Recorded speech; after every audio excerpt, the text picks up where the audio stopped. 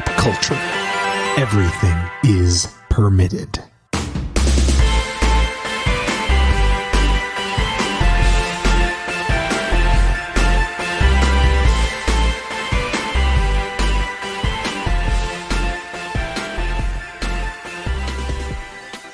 Welcome to episode 95 of Everything is Permitted here at Wade's Comic Madness. I am your captain and host, Julian Brown, alongside my co-hosts, the Man of Steel, Matt Reppert, and the Master of Puns, Brittany Tomes. How we doing? Yeah, I don't know how to respond to that. I don't know how to respond to that either. She's just an alien I'm just today. that sound. She's You know how just an sometimes alien you hear sound. something and you're like, that's how I feel today. Yeah, that's the fair. sound. That's fair. How about you?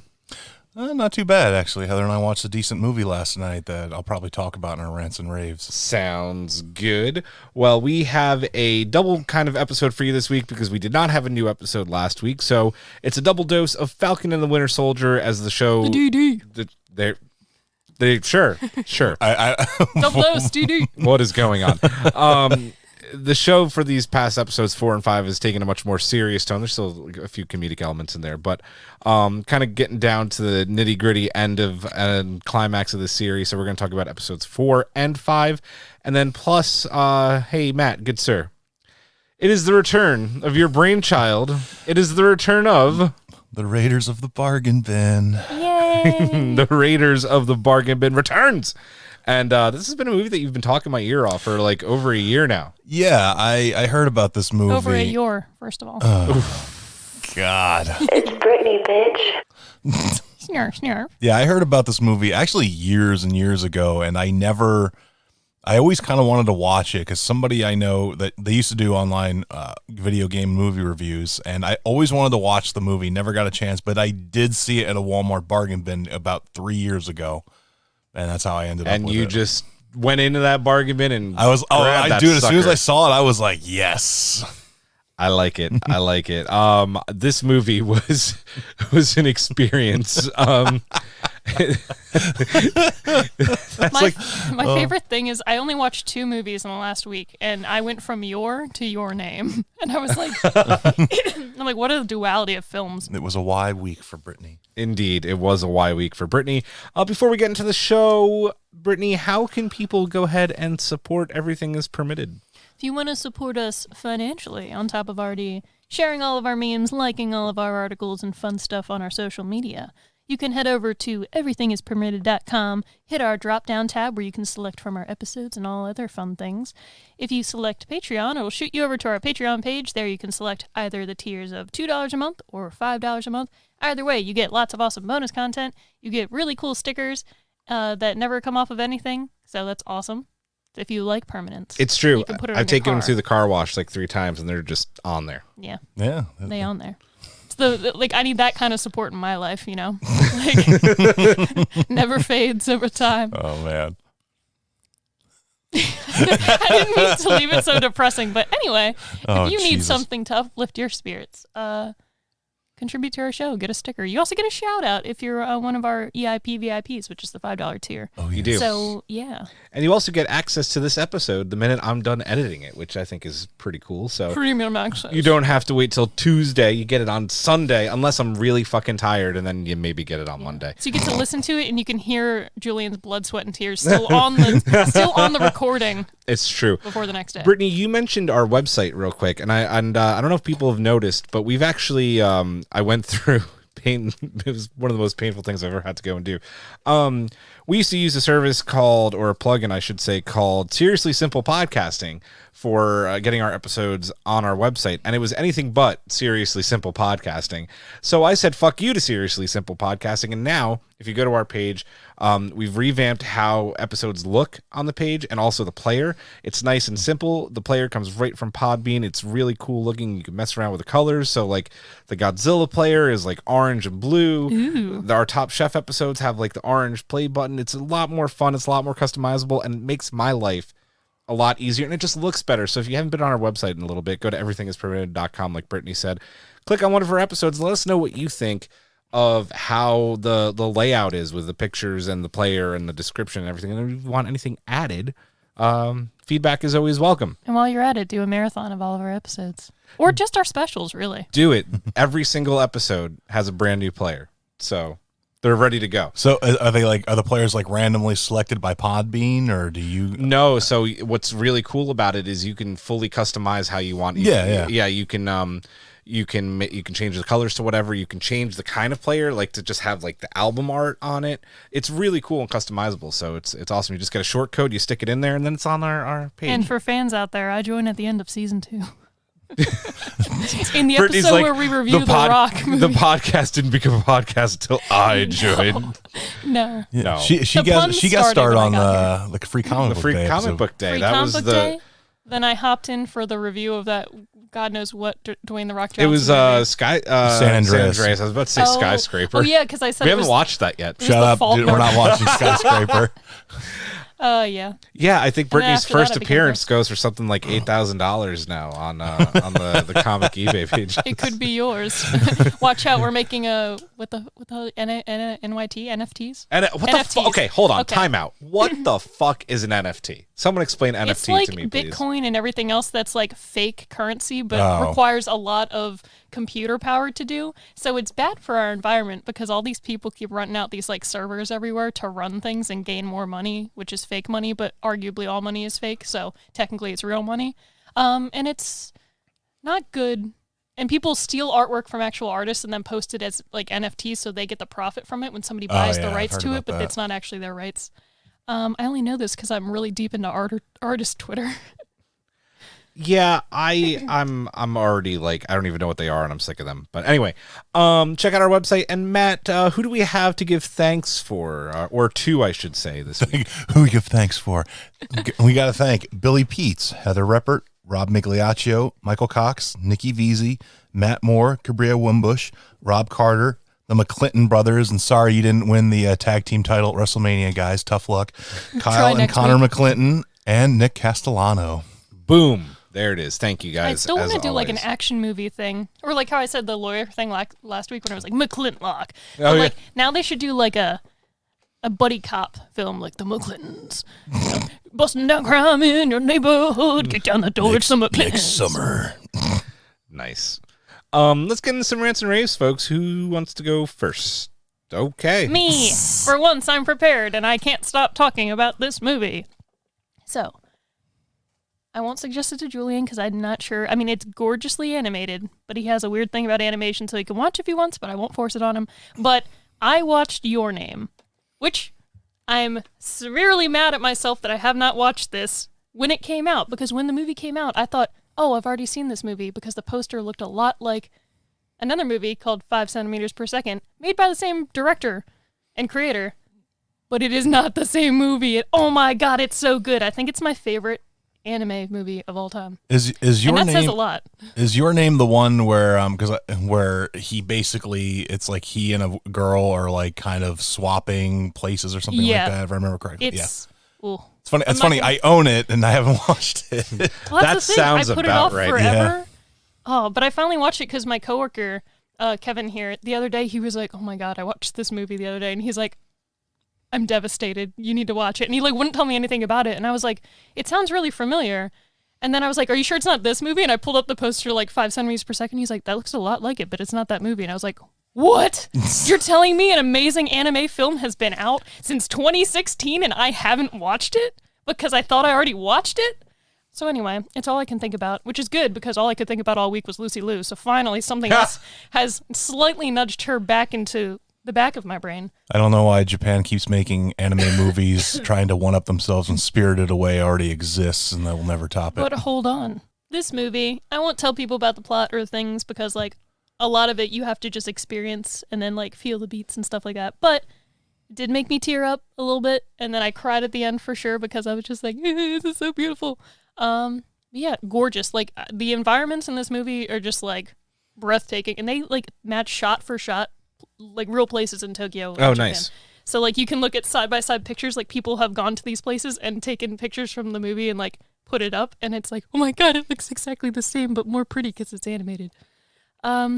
Yeah, highly suggest it. It's arguably one of my favorite movies of all time, not even just animated.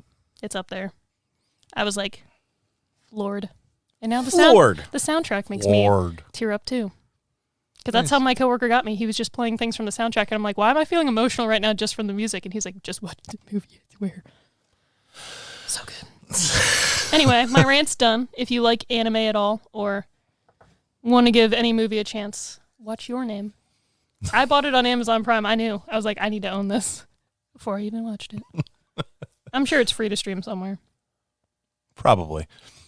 So I will rave about a movie that Heather and I watched, and I had seen trailers for it a while back, but The Current War with Benedict Cumberbatch, Tom Holland, and Michael Shannon, and it's based on the true story over the battle that Edison and Westinghouse had between AC and DC currents about like when they were putting electricity to the United States. Electric guitars, AC DC currents.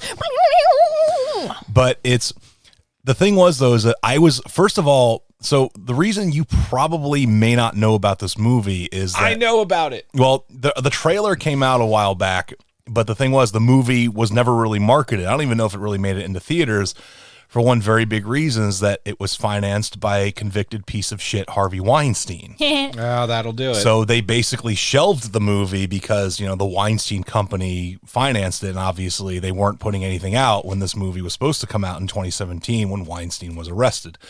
So I think it sat on the shelf for like about 2 years at least.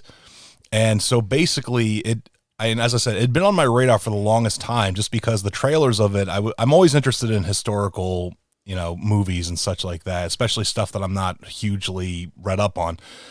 And I will say, first of all, the movie's cinematography is absolutely gorgeous. Do you know who directed it and did the work on it? I'd have to look it up again. You keep talking, I'll look it up. Yeah. But another thing that actually, so it takes a lot for a movie to hit me emotionally. Like it's entirely possible. I'm not some stone-faced statue, but this movie, actually, the ending scenes, I should say, is basically the lighting up of the Chicago World's Fair in 1893, I believe it was. Oh, good year. And they use a recomposed song from composer Vivaldi, who Heather actually recognized the song, and it is and the whole scene is shot. And everything with the crowds, and also there's an execution going on with electricity at the same time. But like they juxtapose the scenes of the execution about to happen with the World's Fair about to light up, so it does the whole dichotomy of like the World's Fair and the World's Not Fair.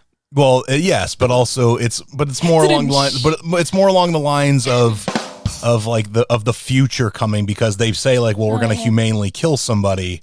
And all that, but also Michael Shannon and Benedict Cumberbatch are both very good in this movie, especially Michael Shannon because he plays George Westinghouse, and I didn't know too much about the guy, and apparently he actually was a decent human being, and Thomas Edison was an asshole, but he had reasons to be an asshole. And as I said, it's a very good movie. I would recommend it. I'm not going to say it's probably going to be the greatest thing you're going to watch, but it's definitely worth a watching just for some of the music and some of the scenes alone and some of the cinematography. Nice. It is directed by Alfonso Gomez Rejon. So there you go. I thought first you were going to say Alfonso Cuarón. When I saw Alfonso, I was like, oh, okay, but no, different Alfonso. I can't find the cinematographer, but we'll come back to that maybe.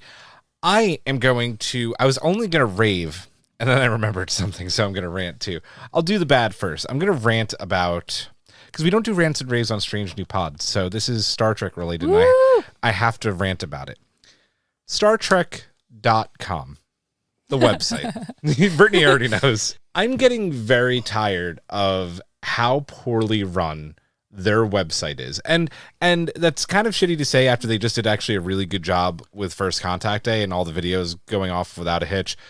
But the website itself is constantly, including its store, making errors, like spelling Brent Spiner's name wrong by calling him like Brett Spiner. Brett Spiner. I'm like, he's one of your people. Brett Spinner. Like wishing people happy birthdays when it's not their birthday. And then the biggest fumble and flub this week, which drove me crazy, and you'll kind of appreciate this, Matt, is they announced the Blu-ray for season 3 of Discovery, which is coming out on July 20th. And the first thing they posted was like, oh, hey, here's the Steelbook, here's the Blu-ray, and here is the DVD. And these are all available to pre-order right now. So I hit the link. I'm like, okay, I'm going to go pre-order my copies.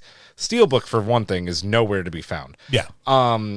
And like, it's not an option. And I'm like, okay, where's the Steelbook? So is it a Best Buy exclusive? So I go to Best Buy. Best Buy doesn't even have it up for pre-order at all. Yeah, no. Best Buy's like, what's a Star Trek? Yeah, exactly. So I'm like, I keep clicking the link, seeing if it's just like refreshing and updating. And as I keep refreshing and emptying my cache, I realize that they start taking the pictures down of the Steelbook and any hint that they even put it up, and they like re-Photoshop the image to just have the DVD. So You're like, yet again, here's StarTrek.com fucking up, putting out the pre-order for a Steelbook that is not available even right now to pre-order. And I just like, people keep saying like, and posting news, oh, like all this is available to pre-order now. And I just quote tweet them saying, but the Steelbook is nowhere to be found.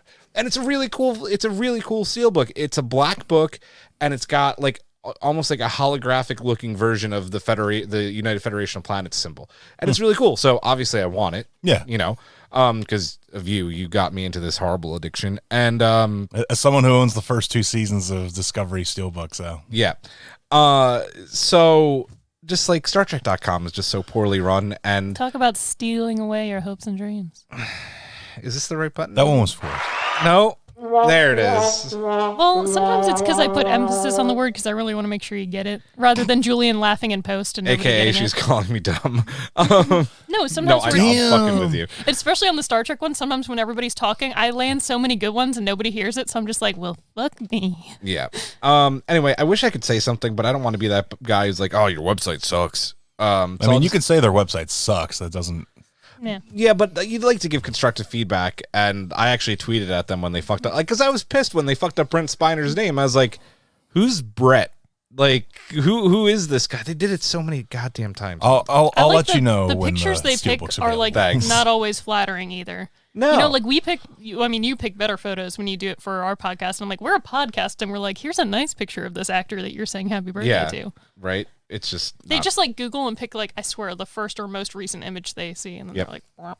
Anyway, that's my rant. My rave, and Matt, again, this is something you'll appreciate as well since you were there. Soccer's back, man, and it felt good to be at the stadium, and it felt even better to watch them just complete Union, by the way, spank Saprissa. Like, Spank. Oh, talk about a sorpresa.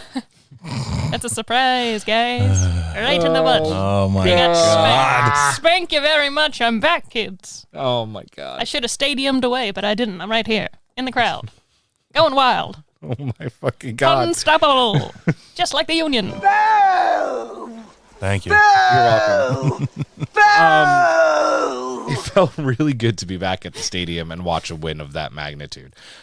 It was such a great time to be back. Although I'm still, and I know we don't really discuss sports things, I'm not a huge fan of the way the whole season ticket thing is working right now. Me neither. I don't know how else they would do it though.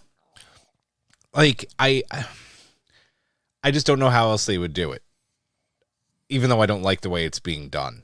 But the problem is, if we're going to get into off-topic stuff here real quick, the Union is an outdoor venue, and in Pennsylvania, Tom Wolfe has said that outdoor venues can have 50% capacity, but you still have to have 6 feet apart, which you can't do 50% capacity and do 6 feet apart still. And on one hand, I kind of agree with the team being pissed off about that, because they brought up the example of, well, if they're doing indoor 3 feet apart school, then like, why can't people do 3 feet apart in an outdoor stadium if everybody's still wearing masks? Because my argument to that is they weren't doing a very good job doing social distancing inside the stadium anyway on the concourse. Like, people weren't staying 6 feet apart, and it wasn't being enforced. So, you know, whether they get like called out on that or not, I don't have a problem if they moved it to 3 feet apart and got more people in the stadium, and that way the ticket process maybe becomes a little bit easier. But I agree. I don't like the way they're doing it. That being said, great to be back. Like, absolutely great to be back. Yeah, as I said, I loved being there. My last last Union game I attended was the one where they won the Shield, where they actually lifted the Shield. Yeah. So I mean, I know technically it hasn't been a huge amount of time since the last game, but it has felt like an eternity almost. Well, it's also because it's like the return to normalcy a little bit, right? Like this is this is like a normal season. It's going to be a full season. I'm guessing that in maybe in a few more weeks, we'll get a bigger crowd in there. Things will start to maybe loosen up a little bit. So I'm going to the next one next week. We got a game today at 5:30. Really cool fact, if you're a soccer fan also who listens to this show, this is the first time in MLS history that the MLS Cup champions are going up against the Supporter Shield winners in the first game of the season. Whoop, whoop. I did not know that. Fun fact. I was so thrilled about it. Unfortunately, I can't be at the home opener because I'll be working. But it's the head-to-head battle of the century, Matt. I'm just kidding. You're good. Anyway, soccer, and I got to go to Cecily's soccer game this morning and watch her play soccer, and that was painful. Not her, just her kids playing soccer. Well, yeah, kids playing soccer is just rough. I was not prepared. I love when they're like so young that all they know is to run at the ball. Yeah, they and all then just chase they the like ball. hoard. There's like 10 of them all around That the was ball. happening. Stick to And your Cecily, position, like Ricky. Cecily would like go the wrong way. I'd be like, turn around. She's like, I see a goal. And you're like, it's that's your own goal. It's hard to be on the sidelines and be a huge soccer fan and being not trying to be one of those crazy like parents like, oh, I like yelling at the referees and shit. But soccer, man, soccer. He's like, offsides, and they're like, they're fucking that six. doesn't happen here. Soccer for the kids, soccer for MLS, Premier League wrapping up. It is a good time to be a soccer fan. I will. So mentioning of soccer brought up a brief rant I will discuss and that pertains to online gaming. So recently I kind of started doing some online FIFA because, well, here's the thing. Years ago, I was a god at online FIFA. Like I'm talking, I was in the top. Matt's I'm not even polite. I was a god. No, I like they used to have online rankings for FIFA. You were either above 10,000 or you actually had a number of your world ranking. I was in the top 3,000. Damn, Yes, Yeah, like I was a legit good FIFA player. So I kind of fell out of it for years and such like that. And every so often I'll go back in, I'll play some online matches and such. And they changed the way the whole system works. They do what's called seasons now, where you start at Division 10, you have to promote yourself to Division 1. And obviously the competition gets harder as you go because the player's skill level gets better. So I started in Division 10 and I won every single game. And every single game the person quit. Oh, when I was up dude. when I got up like Well, two or three goals, like instant disconnect. They just turned off their Xbox, quit the game. So I will tell, if you're listening to this and you're one of those people, go fuck yourself because you're wasting my time, your time, everybody's time, whoever plays. Do you not get a win? You do. But the thing is that you get like a 3-0 win, which in some cases I'm doing better than that. Right. And here's the thing is that they have like shield competitions where it's like a trophy tournament, and that's any skill against any skill. Like there is no, so like I got put up against a guy who was like really good and he whooped my ass. I stayed in there their entire game and I lost like 8-2. And I stayed in the entire game and I took my lumps and everything because that's how I do, because also I learned by getting my ass beat from better players, and that's how I would get better, is because I would kind of go, okay, this is how he beat my defender. So now I'm going to try and do that in the next game. And as I said, if you're quitting these games just because you don't like the fact that you're losing, like grow the fuck up. Grow the fuck up or don't play online. Don't play online. Like if that's what's going to happen, because I've played many a game online. I've gotten my ass whooped, whether it be FIFA, Madden, any other game. I've gotten the shit whomped out of me, and I stay in and try and take every loss. And this is a good lesson, and this is exactly why I don't play any sports games online ever, because I'm not that good. I'm a very casual FIFA, like that kind of, the only reason I buy FIFA is for franchise mode, and the only reason I buy the show is for franchise mode. Like that's it. That comes out this Tuesday. I know I already got it because I got the pre-ordered. Jackie Robinson edition. So I'm playing, dude. It's good. It's good. Yeah, a friend of mine on Xbox already has it, and he says it's really good. I had to mess around with the sliders because the hitting felt just like I mean, the hitting always feels good in the game, but it was just like you couldn't get on base. Like, and if you were hitting a home run. Well, it depends. From my limited experience with the show is that it ends up being, you just have to get used to the timing and stuff like that. Because my friend played somebody online. He goes, I ended up winning because he committed an error. He goes, I had 2 hits, he had 1. He goes, and he goes, I messaged him and said we both suck, and the guy said, yeah, I know. No, I've messed around with the sliders, I think, in every one, because it just seems like, there's so many fouls and there's so many pop-ups, and like if you do get like a single or a double, you're not getting anything after that. The way to score is hitting home runs. That's not so fun. Like I mess around with like the contact a little bit, so you're actually anyway. We've gone on and on about sports. Yes. Sports ball. Ball. But sports are back. Yay, local sports team. Yay, local sports team. Only Philadelphia team. Yay. What? Huh? Who? Anyway, anything else for rants and raves? Negative, Ghost Rider? All right, folks. Then it is time for the Permitted Minute.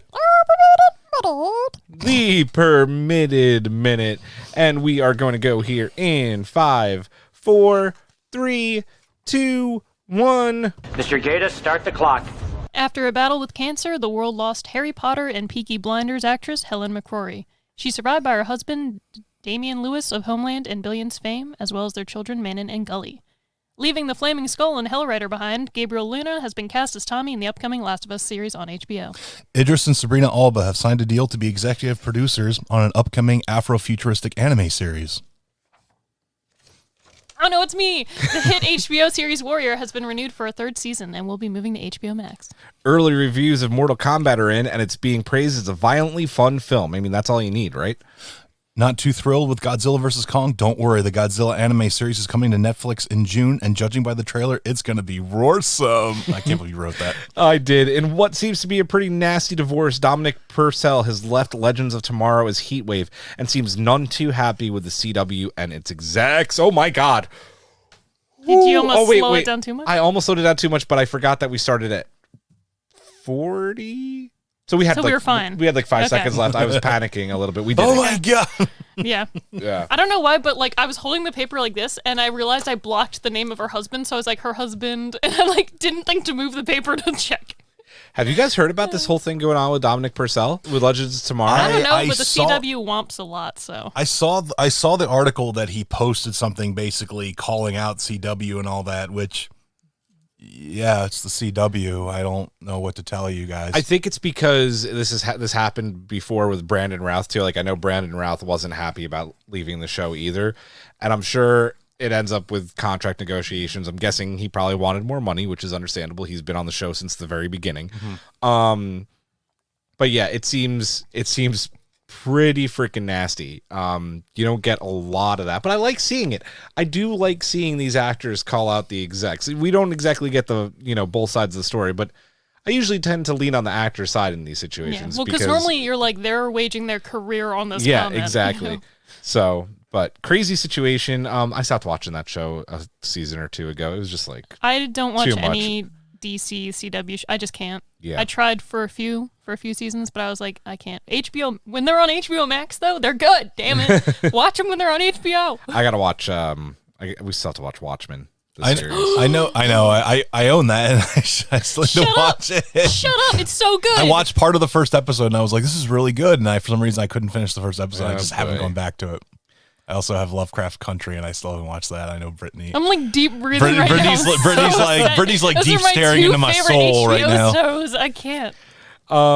Let's get into our double Falcon and the Winter Soldier episodes 4 and 5 reviews. Really deep, crazy shit happening. And Brittany, will go ahead and start with you. We're going to review these both at the same time. We're not going to go back and then do the next one. So just as a combined 2 episodes. Let our powers combine. Yeah, right. It's time for It Takes Two to Tango, and these are 2 episodes that certainly tangoed. I'll say that episode 4 of Winter Soldier, that episode at least made me feel better about the show so far, because I've mostly been very underwhelmed and kind of not into it.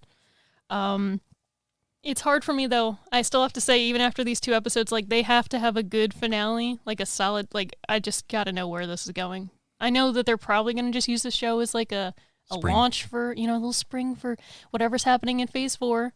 Even if they do a second season, it's like, then in the second season, I definitely want a show that's just about Sam and Bucky doing their thing, holding their mantles.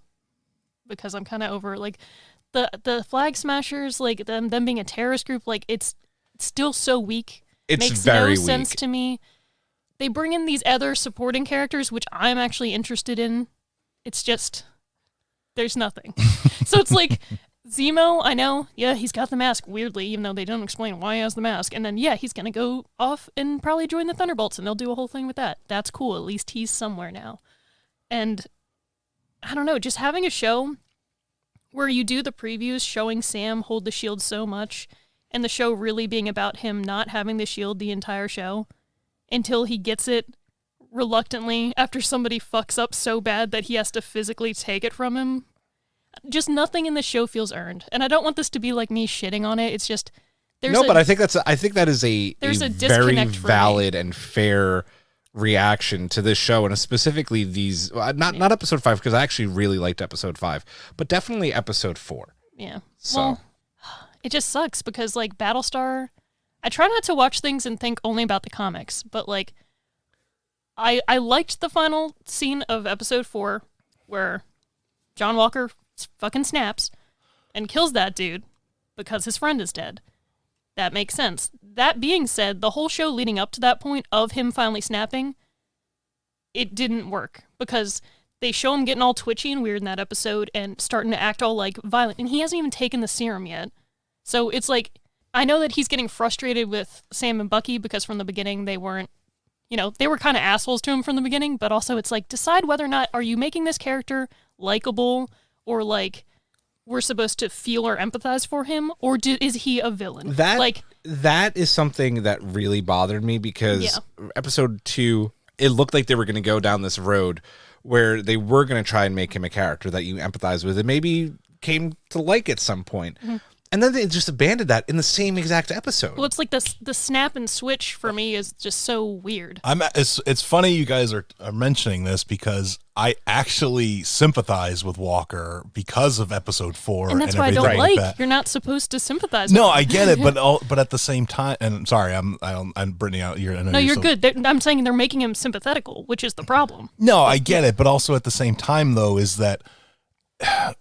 And I know that it's comic books and everything like that, and you can technically do what you want, but like the thing is that like when he killed the dude with the shield and everything, I know that it's supposed to be that big turning moment and everything for him. Because I was thinking about this, is that my own experiences overseas and everything like that, and there have been instances where people or military units in Iraq especially killed people because a friend of theirs got killed. And basically, you're caught up in the emotions of the moment, and you're like, fuck this place, fuck this people, like everything. And I kind of got that from when he killed him because, like, he just witnessed his best friend go down. And so I understand how in the heat of the moment, and as I said, I kind of sympathize. And I know, and I understand what Brittany's saying. No, I'm agreeing. That's the scene I like. Yeah. Is that when he does that, that's the only thing in this whole show that's made sense to me. But also, I do disagree with the whole idea of the show of like, oh, he's like a triple Medal of Honor winner and such like that. Like somebody, in my opinion, of that kind of moral character probably might not go this route and become like what he is. Yes. Yeah. Because somebody who's willing to basically put themselves at risk to save other comrades, whatever the circumstances were. And I know we can hand wave it and say like, oh, they just kind of warded the stuff to him and blah, blah, blah, blah. I approve you. Keep going. But once again, though, is that like I legitimately was kind of like I kind of get because like they were, as Brittany said, they were assholes to him from the beginning because he's like, hey, let's work together. We can figure this out. And you could make the argument of his friend is dead because they didn't want to work with him. 100%. You can blame it on them and him from the beginning. And there's so much foreshadowing that his friend is going to get hurt because of all of them. Oh, yeah. Not working together. Well, also we have to, the black guy trope of like, the black friend, That's another thing they did in this show, God damn it. Hold on. I just lit Brittany's fuse here. It's fine. I won't go on a huge rant, but I just want to say my main problem with this show is that Marvel/Disney keeps wanting to tackle some deeper themes that they were able to do in WandaVision because they focused on grief and specific things, and they made it work. In this one, they keep choosing, we're going to talk about racism now. And it'll start going well, and then somewhere in the discussion or dialogue, there's just some nonsensical bullshit that gets thrown in, and you're just like, okay, well, now you lost all meaning of that fucking discussion. Sam and Bucky talking about, and he's like, well, neither of us thought of what it meant for a black man to hold the shield. I'm like, God, Bucky, if you wouldn't have said that goddamn fucking line, this whole discussion would have been a lot better. You should just not said it there. Because, like, Every time he interacts with the other dude who used to be, I can't remember Isaiah. his name. Isaiah, there we go. Like, Isaiah could have been so much more. And then they always get to a point where it's like Sam has this disconnect, and he's like, he would not have this disconnect. This is like, is a white person writing this show.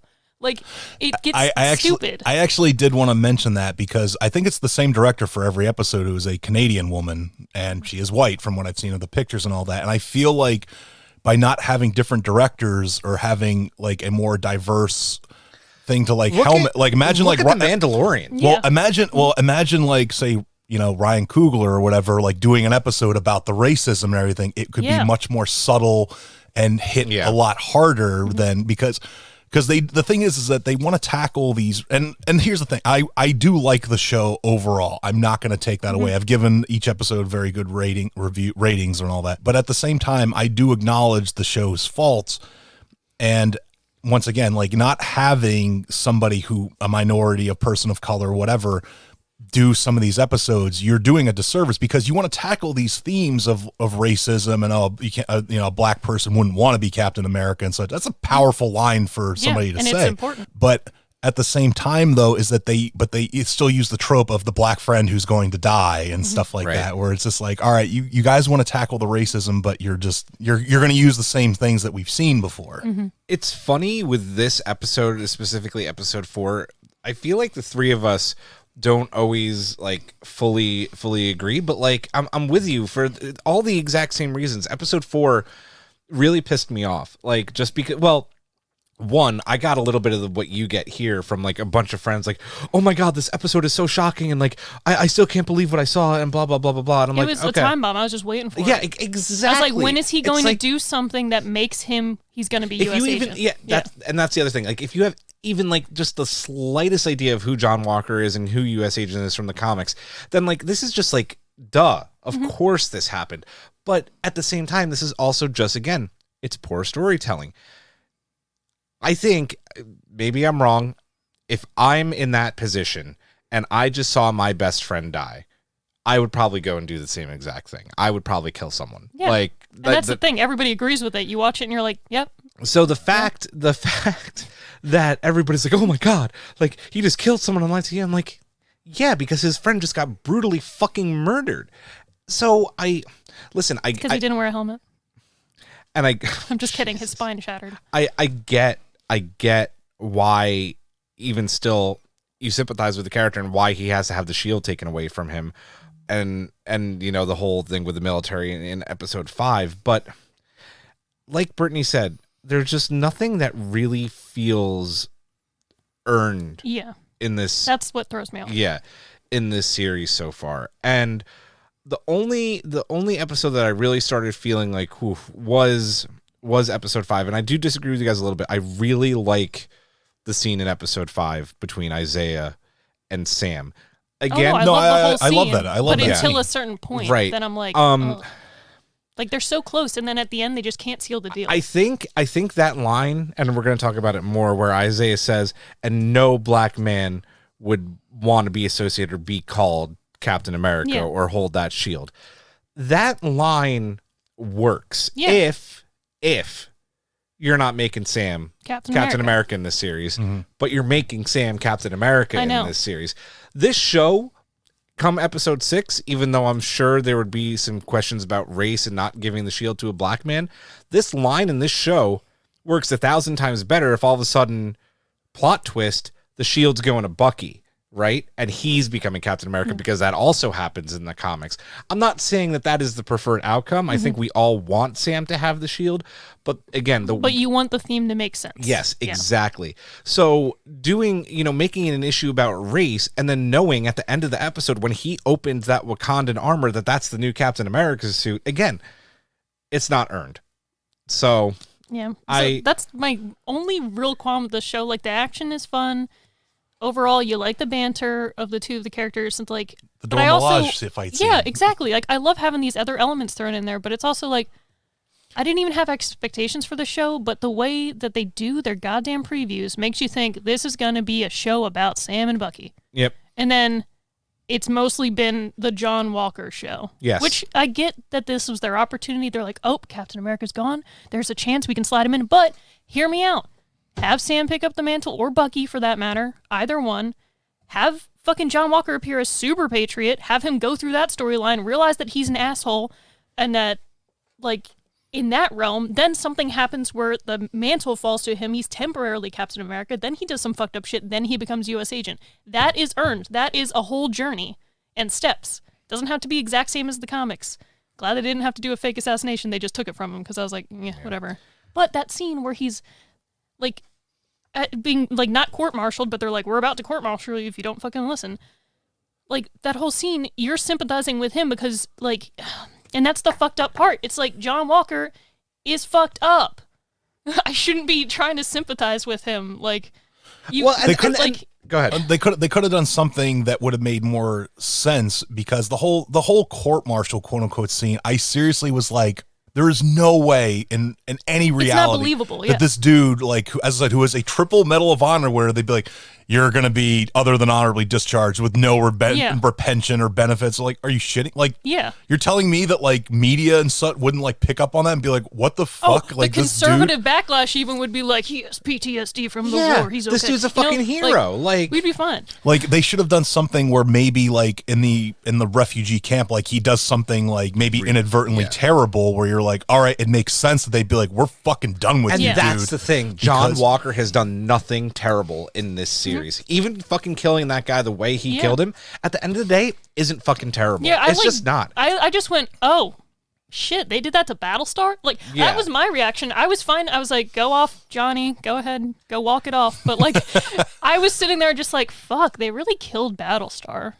Yeah. Like, if anybody in the show, I thought it would be like, fake assassination, John Walker's gone. My other big issue is with, making us sympathetic towards John Walker is another scene, like you said, that this is becoming the John Walker show, where he goes to Battlestar's parents, and you get that scene, and you're just sympathizing with him more. He just lost his best friend. His mother's giving him a hug. Like, Jesus Christ, John Walker's the fucking, like, tragedy of this series. Also, like, after he kills the dude, like, Sam and Bucky show up, and they basically, like, and Sam, who has worked with veterans with PTSD, they're literally just like, give us the shield. Like, rather than, like, they could have had a scene where they talked to him and been like, hey, look, man, like, I know what you're going through. And you could have had Walker, like, just snap and be like, fuck you. Like, he could have had him say, like, you guys did nothing to help me, and he's dead. You could have had so much more emotional weight. Instead, they had him play a flashback in his head. You hear a voiceover. He's sitting there with a shield, banging it on the ground, getting angry. And then they come in, they try to talk him down, but then immediately go attack mode. You're like, fuck, let's talk about this fight between Sam, Bucky, and Walker, because it's a massive fight, right? It's awesomely choreographed,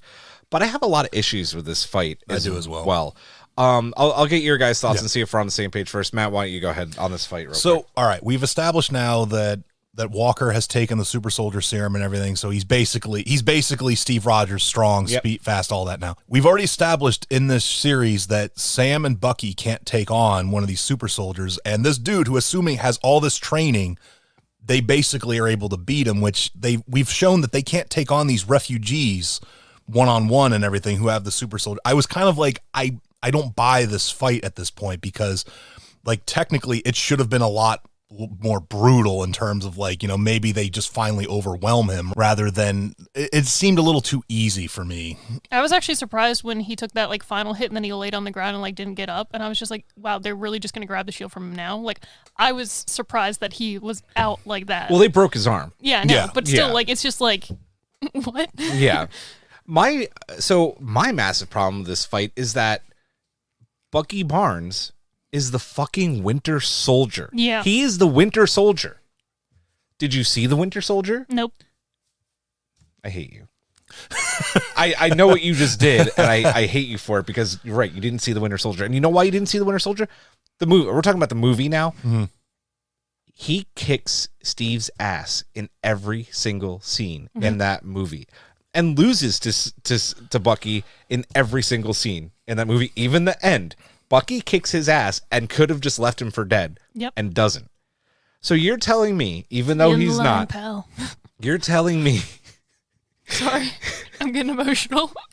You're telling me that the Winter Soldier, programming not there, not anymore, with a fucking vibranium Wakandan arm, cannot absolutely, without Sam, destroy John Walker, and that's what I didn't buy. And Karen said lightly, like, "Oh, but they just had the fight with the other super soldier." I'm like, I'm still calling bullshit. This is the Winter He Soldier. didn't even know how to do the Dora Milaje, like, whoop, Yeah, there goes your arm. This dude has been killing people for close to 100 years. So I don't buy this fight. You could make the argument of he's not programmed, and also maybe you could say of the Winter Soldier movie that Steve was not actively trying to really fight Bucky. He was just trying to get him to stop. So it wasn't a full-on, like, fist-to-cuff brawl. I will give you that. That is a very good point. Well done. Yes. Ding, ding. Well done. Wait, do I still have them? Wait. I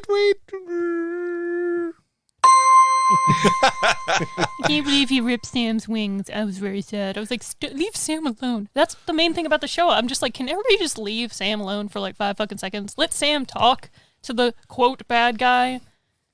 The best moments of the show are when he goes like Sam mode. Does that make any sense? Like No, when it he's does. actually like, this is what I used to do. I used to help people like me. Like, Yeah. and I mean, you can count the fucking beats before they happen. It's all very predictable. I did really like the community coming together to help them like fix the Oh, boat. yeah, that was cute. That was a really great moment. And I like that was like And the that start. was that was a statement that they were able to make without it being heavy-handed. They're like, oh, look how the community can help. I did kind of, and I'm diverting slightly from it, but the ending and the thing when they're like, oh, they closed the camp down because they're like harboring terrorists, and they seem to get all, Kari and them seem to get all offended by that, but they were harboring you. That's like they were. They're totally in the right on that. What you're guys. saying, and rightfully so, is that nothing about the flag smashers makes sense. Yeah, and that's once you would again be where the right. show doesn't understand what it's doing. With Well, half the shit. And another thing that also bothered me is the whole like, oh, all these refugees will be put back to their home countries. Like that doesn't seem terrible. No, like it doesn't. Like, how dare you send me back to Norway or Right. or whatever where I'm from? Like we already talked about the race issue and how they're maybe not handling it so well. We won't, unless does anybody have anything else they want to add about the conversation with him and Isaiah? I love Isaiah. I do No, too. I love Isaiah. Honestly, he's a great actor. He's been in, he kicks ass in like every scene he's in, and I believe Isaiah's rage and anger and resentment and such more than anything else in the show. Yes. Like I feel it. Because when he says like I was in prison for 30 years and they just experimented. What was I couldn't see the scar I didn't know that what he the pulled scar up when he was showed either, his side, because I'm like, is it a hand? it I looked wasn't like sure. a hand. Yeah. And then they also like his wife died not knowing he was even alive. Like that probably led to her death because she was probably so heartbroken and shit. Like I like it because scenes like that where they're talking like that, that's real shit that happens to people, even if this is a fictitious character in a fictitious scenario. But like Isaiah, he has his stories in comics. Like I think the series was called Truth, and a lot of people like that series. And I like that his character was brought in and that he says these things. So everything he says was great. I was like, yes, 100%. This is Isaiah. I believe this. But now the And then issue there's is just the disconnect with the show, not understanding. They say all this deep shit, and then the show themselves is like trying to steer a different. Like it's so weird. It's like, do you want this dude to be a military vet that you're justifying doing these things and then you're supporting, but then also you're saying there's a systemic issue here and then here, and like make it make sense. Just for once, pick a theme and just make it work. Well, the issue now too is you gotta have to suspend your disbelief a little bit because you feel like kind of like a little bit icky about Sam having the shield. And which is and annoying. taking on the mantle. Like you don't want that. Like that's not. And the thing is, it makes it seem like that's why he got rid of the shield to begin with. Yes, but it's not. The thing that honestly I don't like about Sam having the shield is that Sam is just a dude. I don't have a problem with that. Well, but he's like throwing the shield and it's bouncing and he's doing all. Because I always believed that was like Steve could do that because of the serum, that he was super strong and super fast and super, had all the reflexes and such like that. I don't buy it when I see Sam doing it because once, like at least when Bucky, like I know his arm, he can whip the damn thing and catch it quickly. I buy it because as what I've always thought about the shield, known from both the comics and the movies, that it could be thrown that way because of the vibranium and the way that how light it is and how the way it's built. Yes, but then the catching doesn't make sense because because all Sam does is Sam runs. He's strong. He worked out. Yeah, he runs a lot, so apparently that's how he can catch the shield and all that. It would be real cute if they share the Shield in the show. And they're always running around split like it in little half like buddies a and they ding and they throw it to Split each it in other. half like a friendship. Oh, I mean, necklace. you joke. Who knows what Disney anymore? One of the really good scenes in episode 5 was getting to see Zemo at the Sokovia memorial and his last interaction with Bucky, and then Dora Milaje come and take him. But their chemistry since, both Civil War and this series has been one of the big bright spots about this show, in my opinion. I dug that, but one thing I was curious about is they're taking him to the raft. Isn't that like the government? Yes. Why aren't they taking him to Wakanda? Because I think the Wakandans are probably trying to show, because they're trying to set up another show. Well, set up another show, or just basically, They want to give it's them like a a reason gesture. to escape and be Thunderbolts. It's like a gesture of good faith, right? Like, hey, we could have taken him to Wakanda and probably killed him. But I feel like the Wakandans wouldn't be playing. Well, they know. They're like, that. we will kill him. It's different though. It's different if you remember at the end of Black Panther with them being like out, right? Yeah. Like being in the public Now that eye the world knows, we Yeah. can't just execute Yeah, him. we can't just fucking. They're like, what put a kind of spear question through. is that? We're taking him to the international. I'd have that actually is another thing I have really enjoyed in the season is Daniel Bruhl, reprising Zemo, and that it was a very good scene. I like the whole I crossed my name off your book, and he was just like, I don't blame you for what you did or anything like that. So yeah, I think their chemistry is definitely one of the He's the too bright bruised spots for school. I'd like to see more later of on. this. Finally, because we already talked about, we know that's the Captain America suit in that box that Bucky gave him. It's a suit. It's the Captain America suit. It's a suit. It's a suit. It's a suit. Let's talk about the mid-credits stinger. John Walker. This is basically hinting at him becoming full-on U.S. agent, making his shield. As soon as What's-Her-Face showed up with a card. And Matt and I, Contessa, I'm somewhat familiar with her from the comics, but I feel like it's been a little bit. She's like head shady government shit. Yeah. It's like how in Suicide Squad you have like Amanda Waller. Yeah. Waller. Yeah. Oh my god, Yeah. I said Walker because John Walker. God damn it. Not related. Yeah. Well, I'm glad that they added her in there because like you knew as soon as they were like, it was such bullshit where they're like, you're not getting your benefits, you're not doing anything. I'm like, bullshit. Okay, government, you already take advantage of people when they sign up to be your soldier, but whatever. Yeah. He always he looks so confused about it, but I was like, obviously the government wants to use you as a government sanctioned super soldier. This might not be the government, but This it's might not be the army, government. right? Yeah. Yeah. I was like, this is shady. You were propaganda until you made them look bad. Now you can't be propaganda anymore, but you can you're still a tool. propaganda, if you know what I mean. Yeah. Yeah. So Matt brought up a good point, and before we rate the series, that at the end of episode 5, you could almost wrap up the series and say it's done without the fight. Like, we know there's going to be an attack, but like, this just could have been a cliffhanger ending. Like, Sam opens the box. It feels like a 2-part finale because he knows where they're going to attack, but then he like nothing. You're like, gotta wait till next episode, I guess, it's to stop the quote bad guys. Cool. Who aren't bad guys. It's gonna be Cap versus Cap. It's gonna be Walker versus Sam. Texas Ranger. Mr. Texas Ranger. Yeah. Walker versus Texas Ranger. Sam versus Anywho. Captain America versus Texas Ranger. Let's Uncle Sam. rate these episodes together out of 5 shield throws. I will say that they are the stronger episodes of the show because the first 3, I was just kind of like, okay. So I will give them both 4 out of 5s because I think that they're at least pointing it in a direction. But the only reason they don't get 5 out of 5s is just, for me, it just feels like the people, like they just don't know what they're doing with the property that they're doing. Yeah. That makes any sense. Yeah, I'll also go 4 out of 5. I still enjoy the action scenes when they happen. I do think that somebody could have done a much more subtle hand and a much more powerful message about the Black experience in America. I mean, there are some good scenes and all that, but I feel, as I said, I just feel like there should have been more voices, it seems like, attached to directing the episodes and whatnot. Mm-hmm. And also, I should not be sitting there going, yeah, John Walker, you fucking smash that dude's face in with your shield. Yeah. I'm going to be very judgmental on episode 4. I'm going to give episode 4 a 2.5 out of 5. That was like the one I liked the most. Really? Yeah. I didn't only for the ending.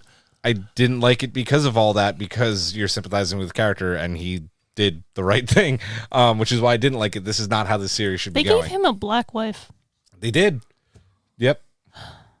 Are you mad about that? Yeah, because, like, I know in the show they're not going to make him, like, an outright, like, racist asshole or whatever, but, like... But he kind of is. He is, though. Yeah. He's the worst kind of racist, where he's like, I'm not racist, but those people are just like that. And I'm you're going to like, give I'm not racist, episode 4 a 2.5 out of 5. I'm also going to kind of blame that on people for, like, overhyping the episode to me, which isn't fair necessarily, but I'm going to stick with that score for now. I got Brittany, basically. He got Brittany. Brittany, bitch. I will give episode 5 a 4.5 out of 5. I really, really liked episode 5, even though the whole issue of race and then Sam having the shield made me feel a little icky. I like the community coming together. I like the training montage. And I really love the Dora Milaje. So anytime I get to see them, I'm like very happy. Sometimes I'm just like, can they take over the show? Right. I feel like they know what they're doing. So this is part 1 of our announcement for the end of the episode before we get into Raiders of the Bargain Bin. Next week, we're not going to have an episode 96. We are going to do 2 review specials. So this won't be either, there won't be numbered episodes. So next week will be our Falcon and the Winter Soldier full series wrap up and series finale wrap up, as well as our Mortal Kombat review special. But we'll talk about that more at the end of the show. For now, Matthew. I like how you say my full name, like only for Raiders of the Bargain like a Bin. disapproving school teacher. It is time for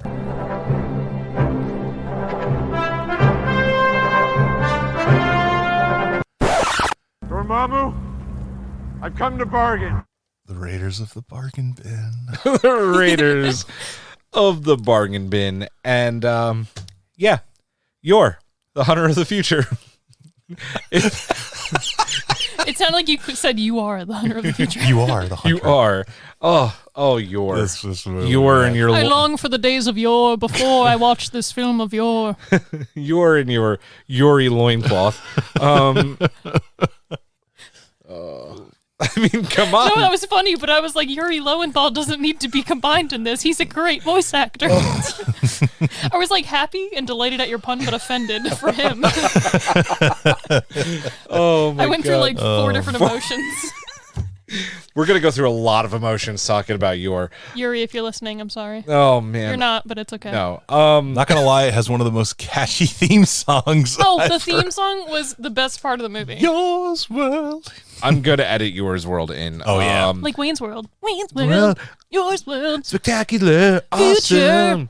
Awesome. Chancellor. This movie, to say this in the nicest way possible, does not have the nicest Rotten Tomatoes critic scores. No, it does not. It has a rather rotten Matt, score. would you like to read the scores? So the Rotten Tomatoes critic score is a staggering 17%. Amazing. Amazing.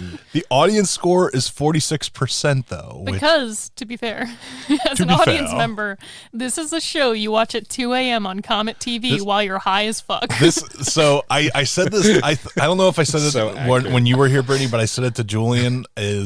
Yor is one of those. So there are different types of bad movies. Yes. There are friend request bad, where you never want to watch that shit again. And you maybe want to like poke heart. your eyeballs out after. Yeah. And then there are movies that are awesomely bad, that are just like, oh my God, where has this movie been my entire life? Yor, to me, falls in the second category and like just keeps running. Where you can't believe that you're like, someone made this movie. So brief synopsis here. It's obvious that they copied a bunch of Conan shit. Yeah. Like, Did they really? Yeah, I know, right? It's amazing. Literally, as I was watching it, I was like, this is Conan, but so bad. So Reb Brown plays Yor, and if you don't know who Reb Brown is, if you've ever watched Mystery Science Theater 3000, you know who Reb Brown is, because he was in the movie Space Mutiny. Oh, Space Mutiny. First of all, anybody with 2 colors as a name is already like, you're in for something. His name popped up and I was like, Red Brown? No, it's Reb. Oh. Like well, Rebel. We're just going to call him Red Brown for the rest of the show. Honestly, I thought it was Red Brown. I was like, it's Reb Brown. Yep. It's Reb he's Brown. colorblind, but people still see that name. Yeah, but so Reb Brown plays Yor, who comes from the Highlands and such like that. So literally the movie opens with him just jogging across the landscape while his goddamn theme plays. Look And at oh my 80s God. soundtrack.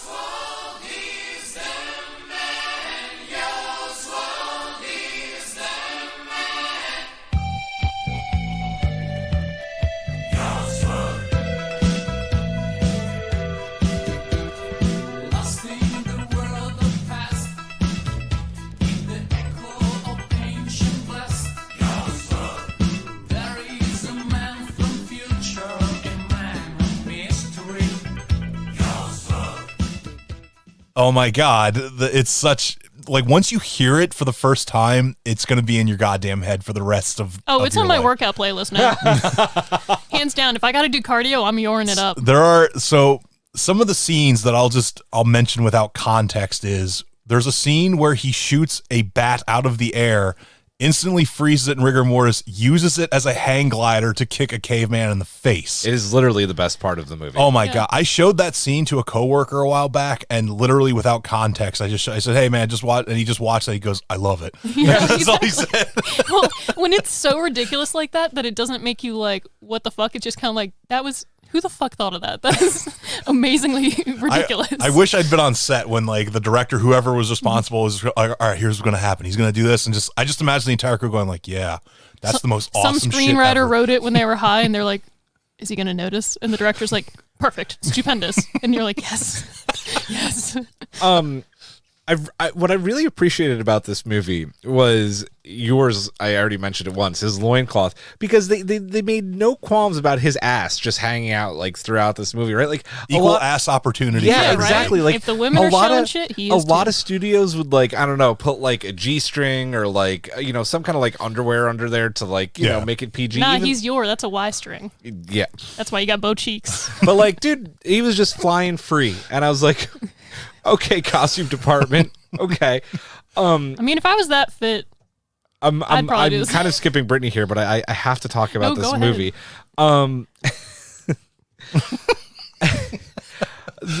One of the things that also stuck out to me was the girl's dad. Just like the beard and like his bow and arrow and We'll his need a lot more screams. hemp before we're through. Dude, that guy was a mood. Julian was like, the character I can relate to. Yeah, the whole like Triceratops battle and them just like and just oh my God. And so this I've had this description in my head and how I wanted to describe this movie via podcast to people who haven't seen it yet.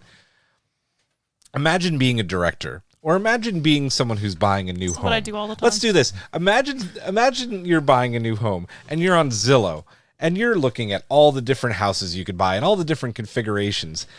Yor is a catalog of different like locations. So like basically it's like the Make Your Movie catalog. Oh, we're going to have the prehistoric set. Yep. Oh, yeah, let's pick that. And then we're going to have the semi-futuristic set. Okay, yeah, we'll take that too. Oh, and then let's throw this awesome sci-fi set in there. Okay, yeah, done. Oh, and look, that looks like a really cool torture table. We got to add that in there. Mm-hmm. Let's do that.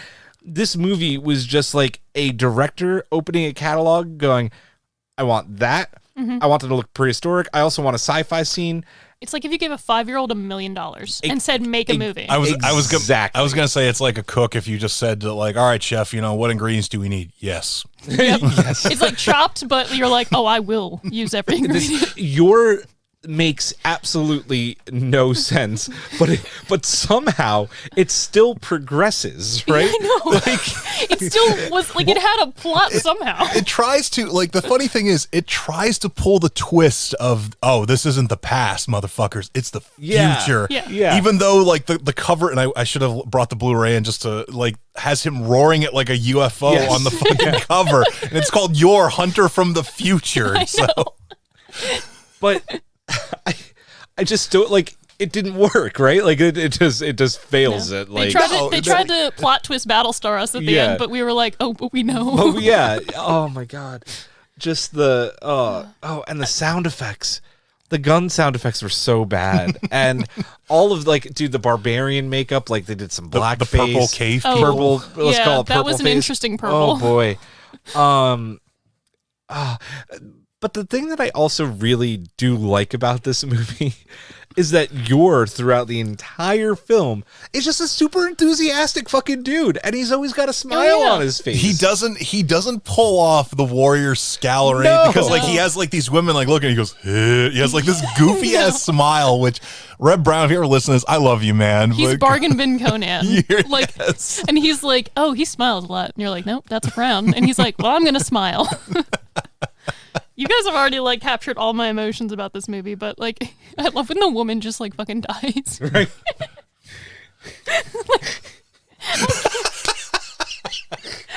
so weird if you haven't watched I love when the woman dies. Well, like, to say that without context. You know how, like, in a lot of these movies, it's like, okay, barbarian dude, he goes on these adventures, but he, like, slowly gains a party, and then they go to, like, face the big bad at the end, that sort of thing. Like, that vaguely is kind of like the plot. He, like, saves his tribe at the beginning, but then they get fucking destroyed. Do you notice that they saved nobody from the village? Like, all the women and children that the purple cave people had, like, they flood the caves, like, all right, guys, good luck. Hope you don't drown. Like, they destroy the village, and then later on he comes across this other lady, and you're like, oh, cool, another party member. Ooh, this is like Final Fantasy. We're just going to travel around and pick people up. And then she fucking dies. And I was just like, dies. What? I was like, why even include this random side character if, like, she's not even going to join? What was the point? It was like a fucking stupid side quest. Every woman they come across just wants to bang Yor. That's what you need to... I mean, that's 'cause in he's got that loincloth, what would you expect? I mean, come on. He's got that Yor play, you know? Oh, God. Anyway, when it started getting real sci-fi, that was when I was like, this is my jam. Oh, when the Chancellor... Okay. Well, they're not all, well, whatever. The dude, like, appears behind them while he's on, like, the torture tray, and the lady's like, yes, I'm definitely on your side. We're the rebellion. And then he just, like Star Trek fucking, like, beams in there. That rebellion line is so fucking monotone, Oh, too. yeah. It's just like, oh, yeah, we're the rebellion. We Like, are the rebellion. okay, fall Princess Leia. And it's like, we've been trying to rebel for so long. Like, and then, oh, you're finally here, so now we can really rebel. I'm like, what the fuck? So we have the same necklace. how about the scene when he and Pax swing across the chasm by Cirque du Soleil? Cirque du Soleil. Oh, God. Cirque du Soleil. Cirque du Soleil. And so this was pointed out because I rewatched the review of this movie that like kind of brought it to my attention years ago, and they pointed out the guy points out in the review that like when they swing, they're like little action figures. Yes, like, he goes because he pauses the scene. He goes, oh, and they turn to action figures. Go, Joe. Yep. It's funny though, right? Because this movie actually has some, and I say this not lightly because a lot of it's fucking horrible, but at a few points has some pretty good creature designs and like creature stuff. Oh, like some of the crew, like you're like costume design. Well done. But Set design. I well even done. thought that Triceratops was okay, right? Yeah. That he battles, like it was fine. I can't imagine this movie had a huge budget at all. No, but so. then- They also like made up some animals, so that Yeah. was interesting. Yeah, like the fucking thing, the moth thing in the thing that he beginning. fucking flies. Yeah. in. Oh my god. But Mothra. He killed you Yor know that kills name? Mothra. But there are just so many times where like, oh, the budget. Yeah. Oh, there went the budget, and now we have I none. almost want to say this is a movie that I would be proud to have made myself because I'd have been like, look what I was able to do. Oh, no, But yeah, if I had like actual like movie money, I'd be like, I never made this film. I'm not associated with it. No. But as like a regular person, I would put this movie on my resume, Oh, even if I yeah, was I'd be applying like- for a Oh, I job that would nothing too. in the movie industry. I'd be Yor. like, I worked on Yor, like, and they'd be like, what is that? I'd be like, hang on a the second. I'll get greatest you a worst copy. movie you will ever see. in your You life. don't even show them the movie. You just play them the fucking theme song.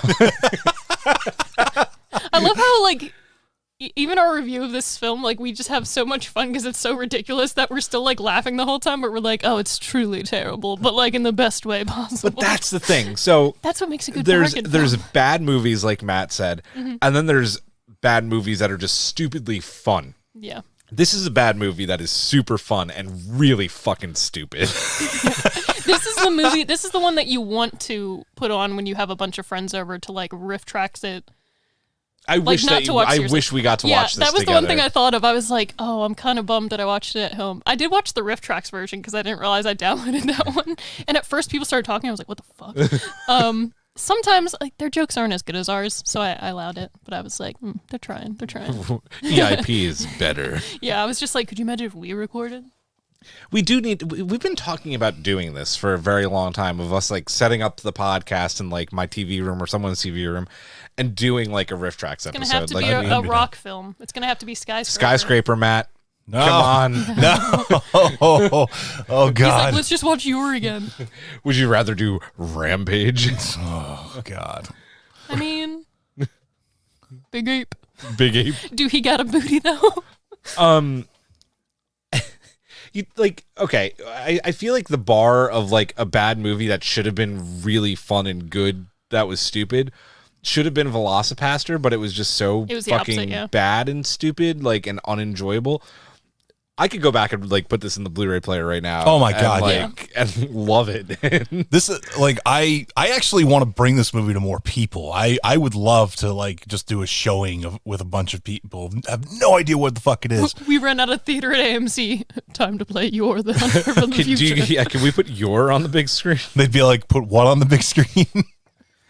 Hand them the DVD.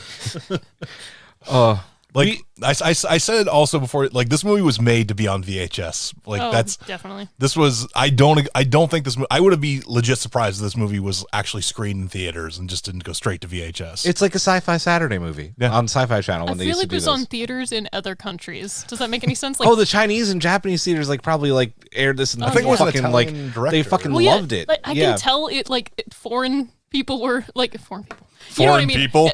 I didn't mean to say that.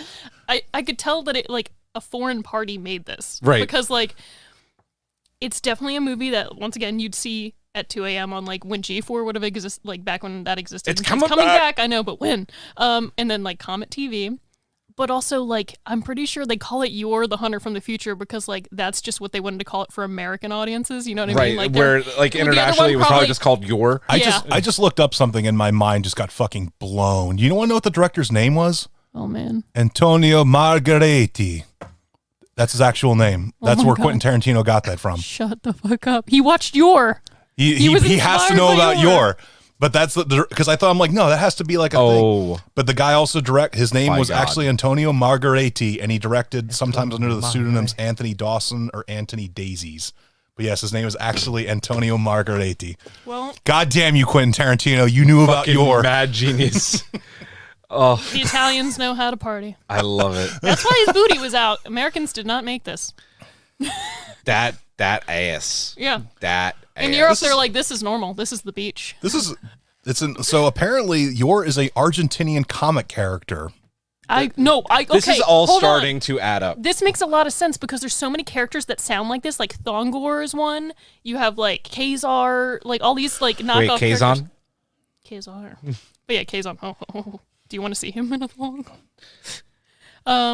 I would not be surprised though. Yeah, the music for this movie was done by John Scott and Guido and Maurizio De Angelis. Nice. All coming together. Well, the music was bops. For sure. Yeah. It was released in 1983 in Italy.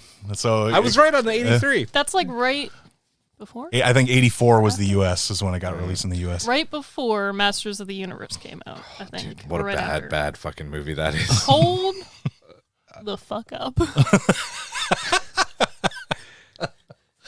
I'm not going to deny that it's bad, but I'm offended. Oh, God. For Eternia. When they use the synth thing, they're like... That's a movie that we need That to do. Oh, Skeletor God. looks kind of cool, though, even The though he was Skeletor- not the accurate. Skeletor That's did not look very saying cool. much. No, it's not. Dolph Lundgren. Anything else that we need to add on this beautiful masterpiece of fucked upness? I don't... Go What is see the it. cherry on top? The space shit? No, honestly, I don't dude, even know. I think I don't think the it's- cherry on top is all like the prehistoric barbarian Yeah, shit. definitely. I love that. Stupid fights. The movie lost me when it did the future stuff. Yeah. Like I was like, oh, You're like, are you trying to be good now? yeah. Do you know what you're doing? In our culture, in our society, men can have many wives, so why can't Yor Or have two? Just that explanation, like, oh my God. Well, AKA Yor is a fucking space Mormon. oh my God, he's polyamorous. Oh God. All right, Man's- folks. It is Call me by time your name. for the good old bargain bin meter score. All right, so I'll go first, and honestly, I'm gonna say it. I'll go full price. Yeah, you know why? Because it'd probably only be $5 anyway. Well, no, I mean, honestly, if they released like a 4K steelbook, I'd be Oh all my in on this God. movie. I I'm would, not gonna I lie, would, I'd I would probably go buy out it and too. buy it again. Because I legitimately got it from the bargain bin because I knew about it, and as I said, I saw it at I Walmart a hope the couple years steelbook ago. is just the poster for the movie. Oh, yeah, no, Scream absolutely. at the UFO. Ah! No, if they released a 4K steelbook of this movie, I'm in. I'm there. I'll buy it. It's yours for the taking. It's so gloriously stupid and fun, and just I legit could watch it like several times, Yeah. and have as much fun as the first time I watched it. You know, sometimes you recommend things and we're like, okay, yeah, this works. And this movie you've been hyping to me for like over a year, and it was worth the wait and worth the hype. Yeah, I'm gonna give it full price too. I would, if I saw this on the shelf, I'd buy it full price, even though it is so fucking bad. It is so terrible, but it's just so much fun. I want to say that, like, watching it alone at home, at first I was like, yeah, that was whatever. Like, 3.5 out of 5. But, like, now having discussed it together and, like, we're laughing, like, our asses off over it, like, it's a fucking, like, 5 out of 5 for me. So I'm like, okay, yeah, I'd buy it full price. I think I rented it on Amazon Prime because it was a Rift Tracks version. This is the first movie that's ever gotten full price from us, by the way. No. We have never, nobody. So I've listened to some of our old episodes and, like, because I try and keep track of certain things in my head. None of us have ever said full price on a movie, first of all. Are you sure? I am 100% certain. Sometimes we do, like, the top tiers, like the show? Because I think for Tokyo Godfathers, I said I'd buy full price because I legit bought it. I'd have to listen to it again, honestly. Either way, this is up there as one of those ones where, like, yeah, but yeah, this is it's a glorious less than the cost of a movie ticket. Full disclosure, this movie fucking sucks. Oh, like, yeah. like don't listen to this and be like, oh man, did they like actually like? No, like, this isn't a good movie. It would never win an Oscar. It completely sucks, but you will have a great time. You will have the most amazing time. Watch it with friends. Yes, watch it with definitely friends. Watch it with Probably friends. drink or do drugs or whatever you're Smoke into. a bowl, drink some scotch, Eat a bowl of cereal. eat a brownie. Do something. I watched this completely sober. Maybe you'll have a completely stupid sober. little smile like you're on your face as you're watching. Oh, that like, fucking your smile, dude. So, Oh. if you love all the things about Conan and want to watch that be absolutely destroyed, watch this film. Hey, how could they do Conan but And worse? Masters of the Universe, to be fair. Yes. An equal ass for everybody, like for the men and the women. We should have rated this out of Red Butt Brown's cheeks? ass. Out of butt cheeks. Fun Full fact, ass I cheeks. actually, no shit, I actually rewound it slightly because there was a scene to where see his ass? where he was climbing up and wait, did his fucking ass just pop out? And I literally was like, I'm like, oh my god, it kind of did. Like, Jesus Christ. They did not fuck You around got a with booty. this. Guys, that's gonna do it for episode 95 of Everything Is Per. We are getting ever closer to episode 100. Pretty awesome. Hundo. So going back to our announcement for next week, no numbered episode. There are just going to be 2 review specials. The first one, we're going to wrap up the entire series of Falcon and Winter Soldier with the finale. And then also, we're going to see Mortal Kombat on Monday the 26th, I believe.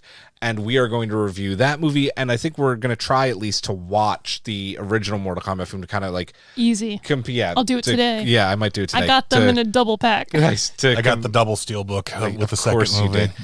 To compare the films. And then the other thing, sometime this week, we're going to try and work it out. Matt, I don't know your schedule, but we'll try and figure out. But with Brittany on her Twitch account, Vocal Tomes, we are going to do some MK11 to hype up Mortal Kombat. And Scorpion and Noob Saibot are going to whoop all your asses. So, I haven't played Mortal just Kombat in saying. so long. I'm I'm gonna feel kind of terribly. bad because I've been playing it a lot. It's okay. I mean, I played a lot. The thing that's going to kill me is I don't have PlayStation experience with Well, it. then you're going to have to come over and we can trade off and I'll just kick both your asses. Yeah, what if we just do a tournament at your house? Yeah. Liu Kang! We could do it in my house. We'll figure it out. It'll be fun. No. I don't know what I was going to say.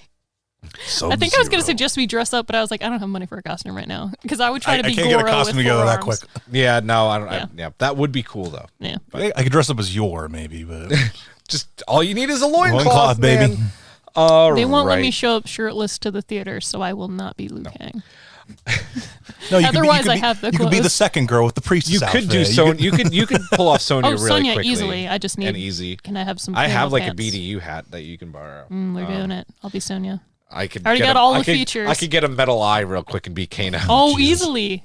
Just paint it silver. No, it'll. I'll just get some. And you have the mask that doesn't really fit, the but foil. I tried. No, I can wear it. Oh boy. All right, guys. That does it for this episode of Everything Is Permitted. For Matt, for Brittany, I am Julian. I say to you, have a good night.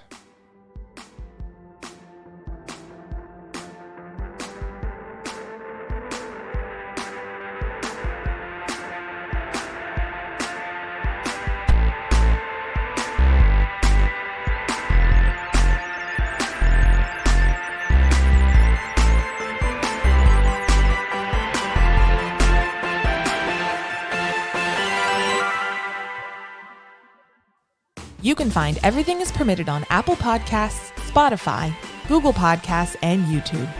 Everything is Permitted is produced by Rob Bigliaccio, Nikki Veazey, and Geneva Stein-Shivers. Our executive producers are Michael Cox, Brittany Tomes and the Tomes family, and Julian Brown.